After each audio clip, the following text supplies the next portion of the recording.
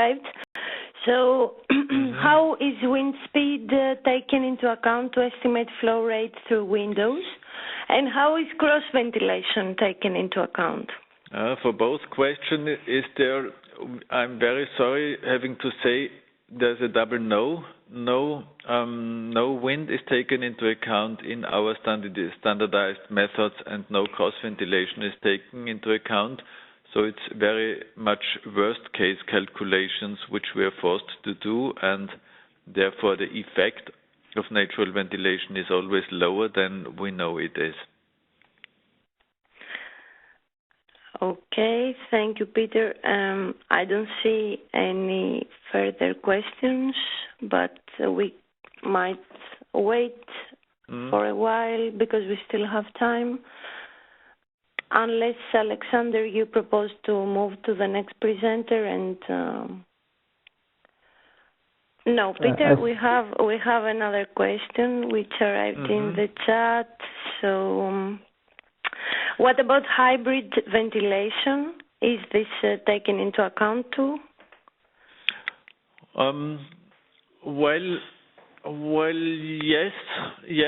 In both cases, because for night ventilation we're always asked to put in our additional air change rate, and there's nothing that keeps us from having the daily air change driven from mechanical system and to have the night ventilation coming from windows. That is possible, and we can calculate for that in both systems I presented.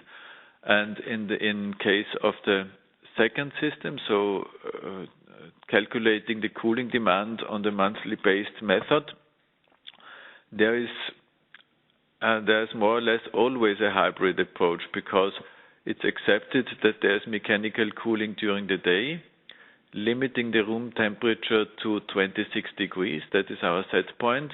And if we then apply night ventilation, it is per definition already a hybrid system, so combining mechanical cooling and night ventilation. So the answer is yes, we can picture hybrid ventilation in this simplified systems in both of them.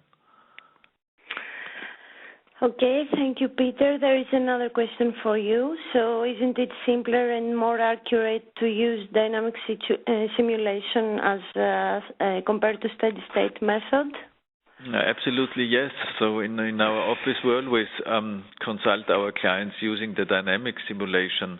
I think in our country, as in most other European countries, the question is always how to deal with the massively higher number of input parameters in the dynamic simulation. So in the dynamic simulation, I have a lot input parameters which are not standardized, which make the comparability of the outputs more tricky than the comparability of the standardized outputs of a monthly method. I think this is the main reason, at least in our standardization committees, this is the main reason why there's always a